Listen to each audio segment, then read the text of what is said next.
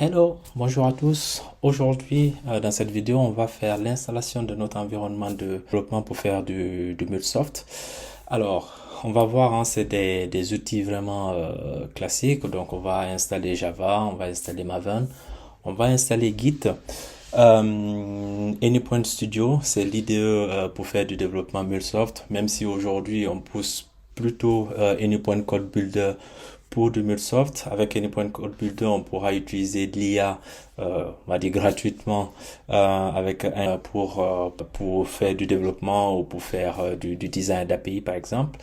On va installer un client REST, que ce soit pour Insomnia ou un outil qu'on appelle Advanced REST Client qui va nous permettre d'appeler nos API REST. On va s'inscrire sur Anypoint Platform et aussi on va s'inscrire sur Salesforce Developer.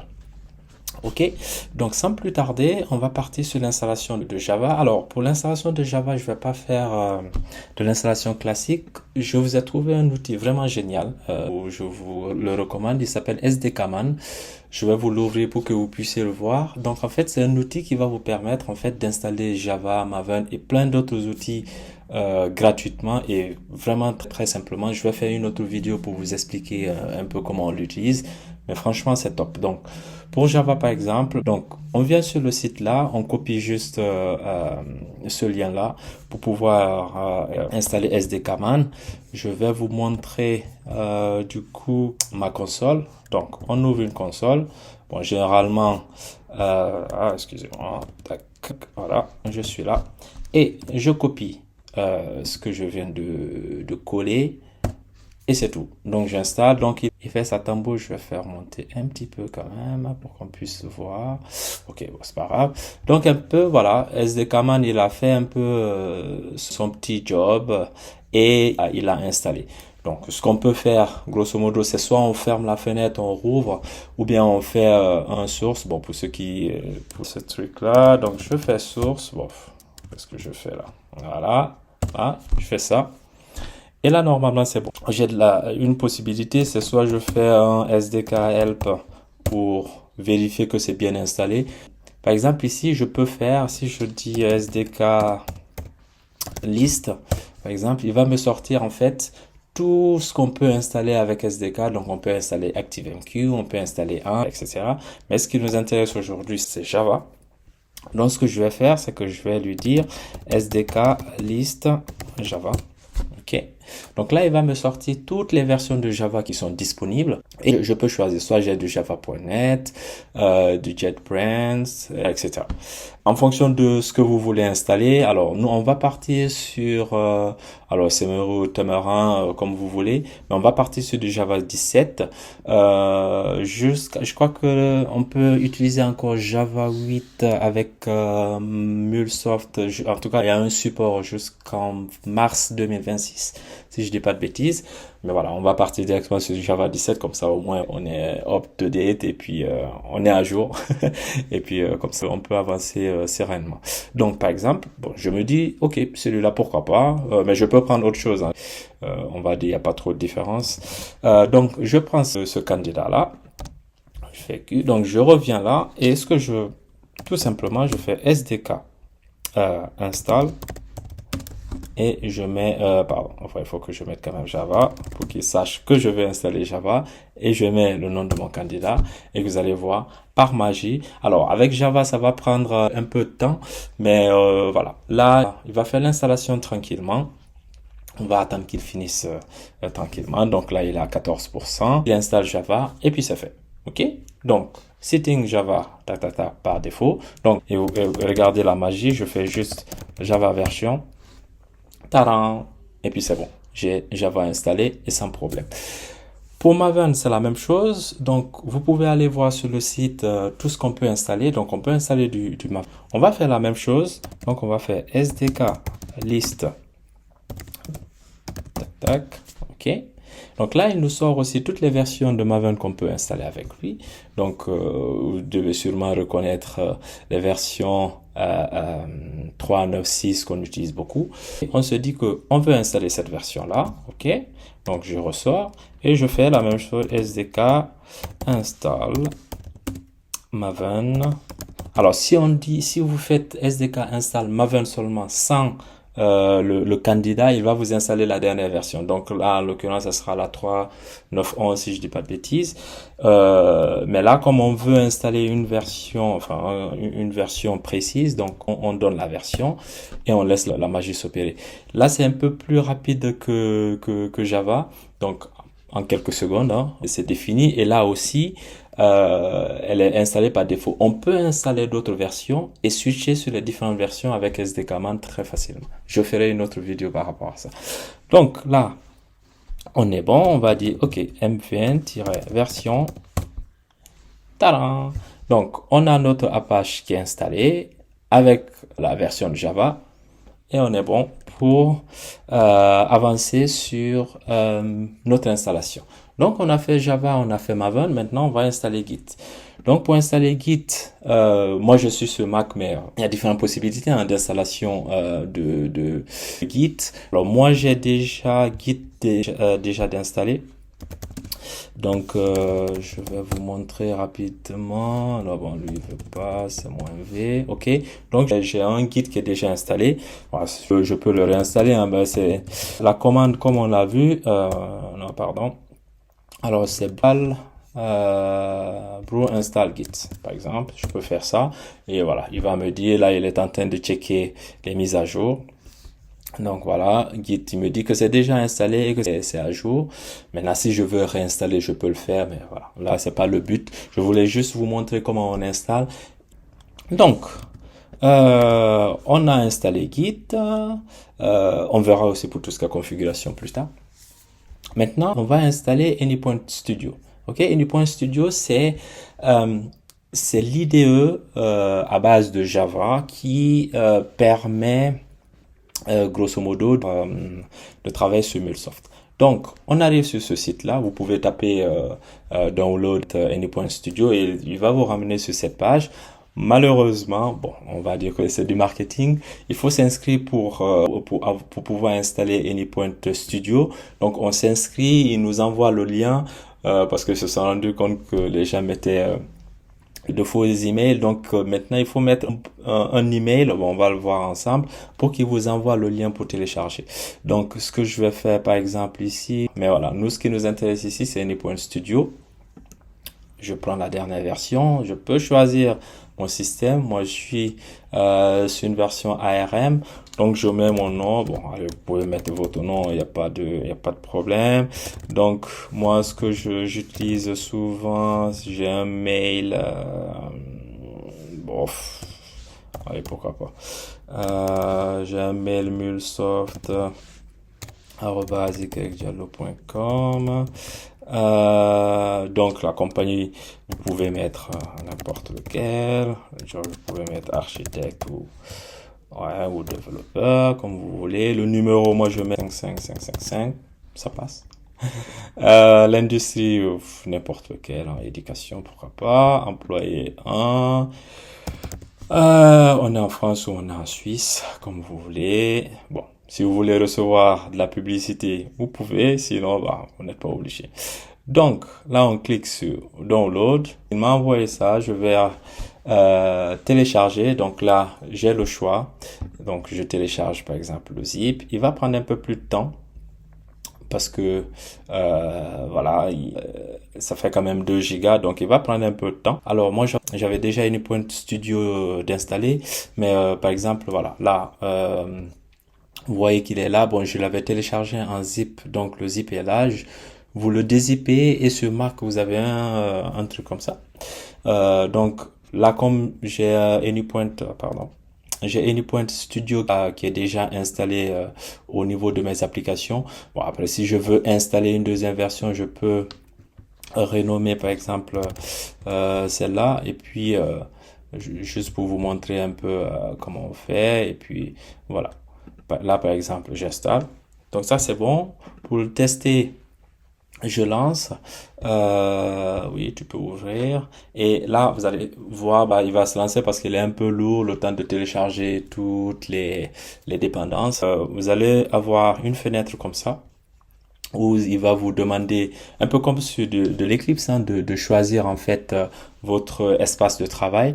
par défaut, il y a un dossier Anypoint Studio qui est créé, donc vous pouvez sélectionner cet espace de travail par défaut, sinon vous pouvez choisir le vôtre. Donc moi je vais choisir celui-là, et puis bon, il y a certaines autorisations qu'il va demander, ok, et c'est tout. Et là, on va ressortir. Alors moi, comme je vous disais, j'avais déjà un projet qui était, enfin, un Endpoint Studio qui existait déjà.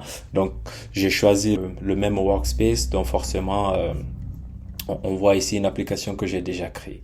Ok, donc ça c'est bon. Donc ça, je peux fermer. Je reviens dans notre liste là. Donc, on a Anypoint Studio qui est installé. On va installer Anypoint Code Builder, qui est l'idée qu'aujourd'hui MuleSoft met en avant.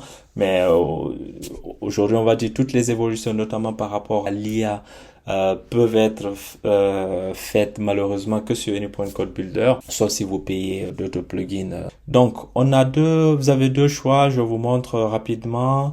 Donc, soit vous revenez encore, vous sélectionnez Anypoint Code Builder, mais le secret que je vais vous donner, c'est que ça ne sert à rien parce que en fait, lorsque vous allez remplir tout ça, ils vont vous donner vos informations, mais à la fin, c'est cette page-là. Vous allez tomber sur cette page pour vous dire merci et ils vont vous demander du coup de suivre ces instructions pour l'installation de Anypoint Code Builder. Le Anypoint Code Builder est basé sur Visual Studio Code. Donc en fait, ils vont vous demander d'installer Visual Studio Code, d'installer Git et bien sûr d'avoir un compte Anypoint Platform. Ensuite, on va installer les packs pour faire du MuleSoft. Ok? Donc, pour ne pas... Je nous ai déjà téléchargé Anypoint Code Builder. Donc, ce que je vais faire, c'est que je vais le mettre. Tac. J'arrive pas à copier. Tac. Voilà. Je nous mets dans notre application. OK? Donc, il va se retrouver là. Donc, là, je clique là-dessus. OK? Je lui donne les autorisations nécessaires. Donc, il va se lancer. Donc il s'ouvre, je vous montre à quoi ça ressemble. Donc pour ceux qui connaissent déjà VS Code, donc voilà, c'est basé sur VS Code. Donc là on a les folders, on peut faire une recherche, on peut configurer ensuite Git ou bien d'autres sources de contrôle. On a les extensions ici. Un outil Anypoint, c'est ici qu'on va configurer Anypoint Platform et ici le Dev Agent qui va nous permettre de faire du développement IA avec Anypoint Code, avec VS Code, Anypoint Code Builder.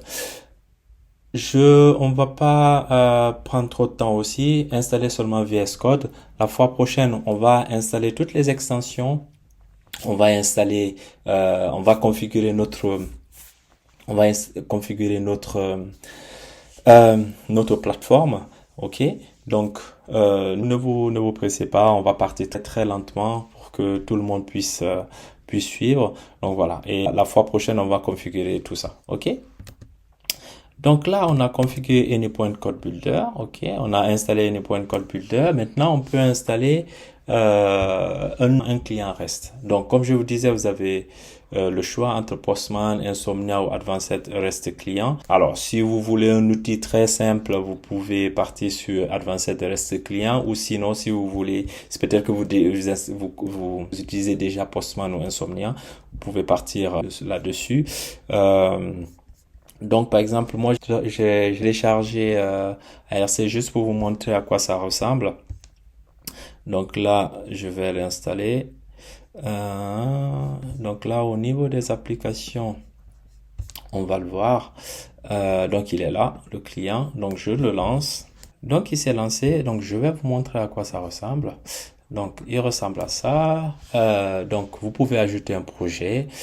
Vous avez ici, vous pouvez par exemple lancer une requête, que ce soit du post, tout ce qu'on connaît, avec les headers qui vont bien, les autorisations, les actions. Si vous avez des codes, vous pouvez aussi le faire par environnement. Vous pouvez configurer par exemple pour chaque environnement des variables.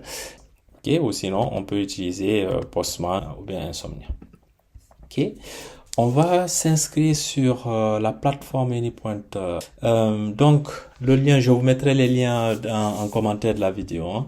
Donc là, on arrive sur cette page-là. Vous avez la possibilité ici de créer du coup un compte si vous n'en avez pas. Sinon, si vous avez déjà un compte, vous vous connectez. Donc, pour ceux qui n'ont pas encore de compte, malheureusement, il faut encore remplir un formulaire. Donc, bon, on va partir sur le même. Yaya Diallo. Alors, l'email est super important. Je vous conseille de choisir un email. On a 30 jours d'accès gratuit. On peut y accéder plus longtemps, mais en fait pour le déploiement d'application, on a 30 jours pour la validité du compte. Mais le truc c'est que avec l'email, vous pouvez garder toujours le même email, mais changer en fait de user. Par exemple, moi, depuis le début, j'utilise cette adresse email-là, mulsoft@ydiallo.com. Donc ensuite, je peux mettre par exemple architecte France, le nom. Choisissez par exemple un bon nom parce que ça va impacter en fait ce qui est affiché au niveau de votre site. Donc moi, je mets Yaya Diallo. L'industrie, on va partir sur éducation. Le numéro, c'est la même chose. Et là, c'est là le user compte. Donc là, moi, par exemple, le dernier, j'étais sur YDiallo 3. Je peux mettre, par exemple, YDiallo 4. Je mets un mot de passe, bon, au moins 8 caractères. OK. Donc, je ne suis pas un robot. OK. C'est valide. J'accepte les termes. Bon, je ne veux pas recevoir. Et je crée mon compte. Voilà, et là, il demande, bon, je peux le dire plus tard, donc il va vous demander en fait de vérifier votre email. Donc, soit c'est maintenant, vous vérifiez maintenant, soit c'est après. Bon, pour moi, je vais le dire après, mais je vous conseille quand même de le faire. Donc, je vous disais ici, vous voyez ici, par défaut, il a mis le nom de l'entreprise que j'ai précisé. Donc Yaya Diallo et on a différentes informations, les différents components, les différentes parties de la plateforme. Donc, on a l'API Manager pour gérer les API, l'API Governance, le Runtime Manager, etc. L'Access Management pour gérer les users, les groupes, etc. Ça, c'est bon. Je vous laisse aussi regarder à quoi ça ressemble. Très intéressant. Et le dernier point qu'on va faire, on va s'inscrire sur Salesforce comme développeur. Donc, on vient là et on clique sur Try for free. Donc là aussi, malheureusement, on va s'inscrire. Donc vous mettez votre nom, votre prénom, le titre toujours. Ils disent work email, mais vous pouvez utiliser parce que je l'ai testé avec mon adresse Gmail et c'est passé. Donc la compagnie, vous pouvez mettre votre nom, le pays. J'accepte, etc. Je ne suis pas un robot. Ensuite, vous vous inscrivez. Moi, je me suis déjà inscrit, donc je vais juste vous montrer en fait le mail que j'ai reçu. Donc, on voit ça. Bonjour Yaya, merci pour votre inscription. Si vous voulez, donc il vous donne l'URL en fait pour les prochaines connexions, le nom d'utilisateur qui vous a généré par défaut avec la GeneForce. Donc là, pour se connecter, je vais réinitialiser mon mot de passe. Et là, il va me dire, donc là, je suis là-dedans, il va me dire comment c'est 8 caractères. Donc on va, ok, dans quelle ville vous êtes né? Je change mon mot de passe, ouais, celui-là si tu veux enregistrer, ok. Et là, je suis en mode développeur édition et je suis la bienvenue sur Salesforce. Donc là, on est là. La partie qui va nous intéresser plus tard, c'est la configuration. Je pense que pour ceux qui sont en anglais, ils vont voir du setup. Mais voilà, là, on est ici, on va configurer ça la prochaine fois. Résumé, ce qu'on a vu aujourd'hui. Donc, on a installé Java Maven avec SDKman, Git avec Brew, pour ceux qui sont sur Mac, Anypoint Studio, je vais vous mettre le lien du téléchargement, Anypoint Code Builder qui est à base de VS Code. Donc là, on a téléchargé VS Code, on va installer la partie MuleSoft et les configurations nécessaires dans la prochaine vidéo. On a installé Advanced REST Client, mais vous pouvez utiliser Postman ou Insomnia. On s'est inscrit sur Anypoint Platform. On n'a pas fait de configuration pour l'instant, la fois prochaine. Et là aussi, on s'est inscrit sur Salesforce. Et pour l'instant, aucune configuration aussi, et que ça sera pour la prochaine fois. Donc la prochaine fois, la vidéo sera un peu plus longue, mais voilà, on essaiera de finaliser cet environnement de développement. Et puis comme ça, on pourra créer nos premières API et nos premières applications. OK? Ça marche. Bon, ben, je vous remercie en tout cas de votre attention et je vous souhaite une bonne journée ou une bonne soirée. Merci. Au revoir. Ciao, ciao.